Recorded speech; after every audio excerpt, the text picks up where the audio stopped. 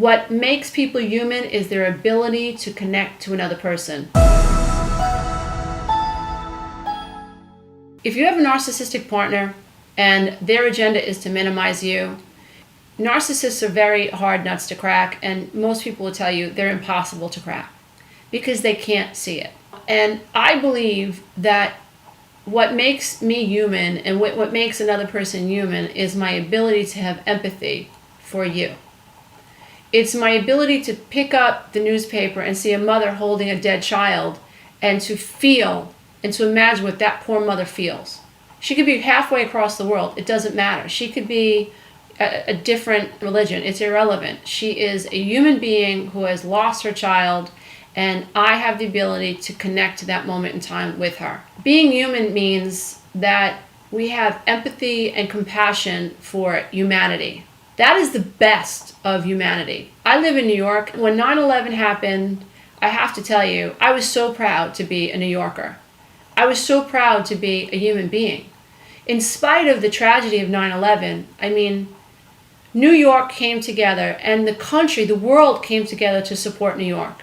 And every day I found and I discovered that were more people that I knew went to Costco and bought tons of socks for the firemen and t-shirts for the firemen and for the construction workers, and the schools and the PTAs that got together and trucked water down in to help these rescue workers, and the tons of volunteers that showed up. And we were so united.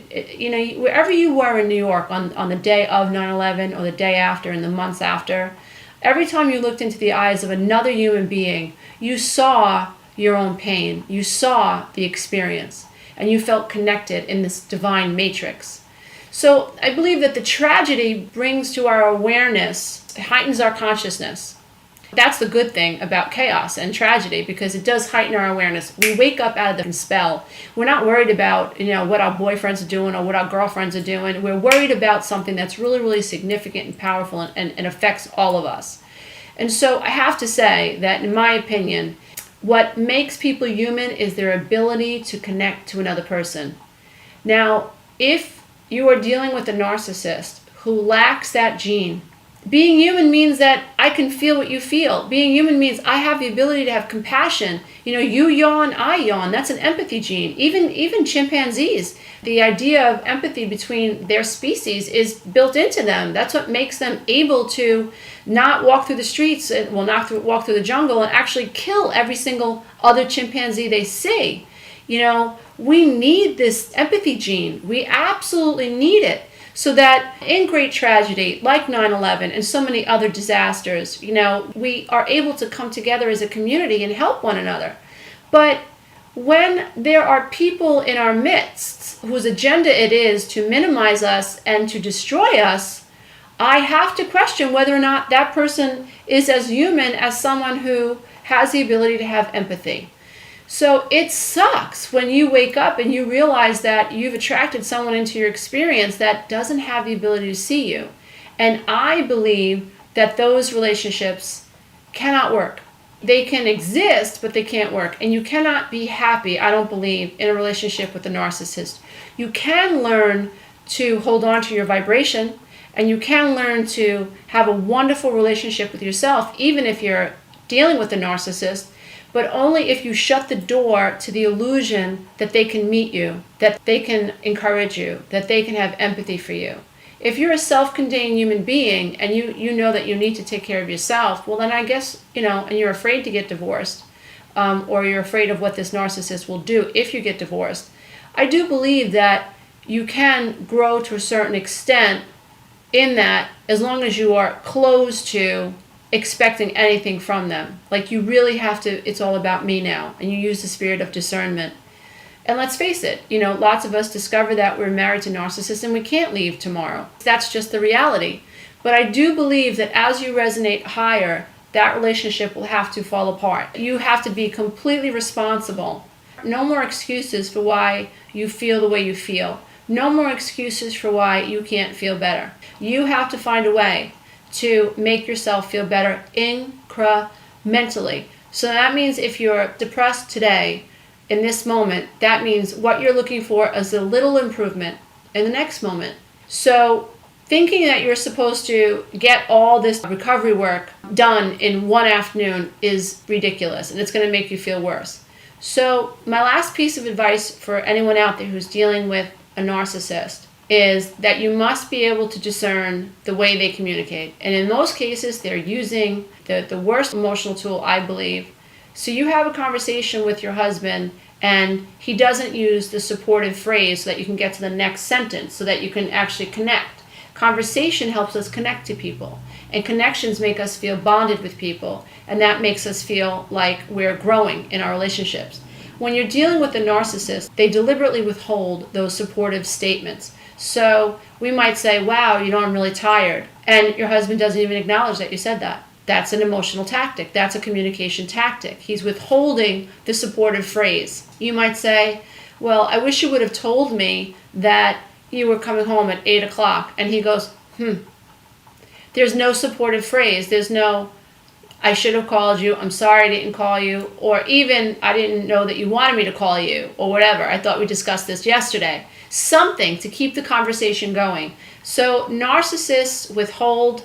They do not use supportive phrases to help conversations continue to grow and expand. They ignore you. They deflect. They also blame you, and it's very interesting. They turn conversations around. So if you were to say to a narcissist something like, I hate when you flirt with women at cocktail parties, they might say something like, well, if you weren't so insecure, that wouldn't bother you. I hear that so often from my clients, and I've heard that myself from my ex-husband. Like, it's my issue, it's my fault that I'm upset that you're flirting with every woman at this cocktail party. The paradigm that we were taught, or I was taught as a child, was what I think and feel doesn't matter. I can't trust my perception. What other people think is more important than what I think. Worry about what other people feel. Worry about making people angry. Don't come off seeming selfish. Don't expect other people to listen to you. All the paradigms blow up in just that one interaction. When he says to me, if you weren't so insecure, that wouldn't bother you. Everything gets ignited. The template, the old paradigm gets ignited.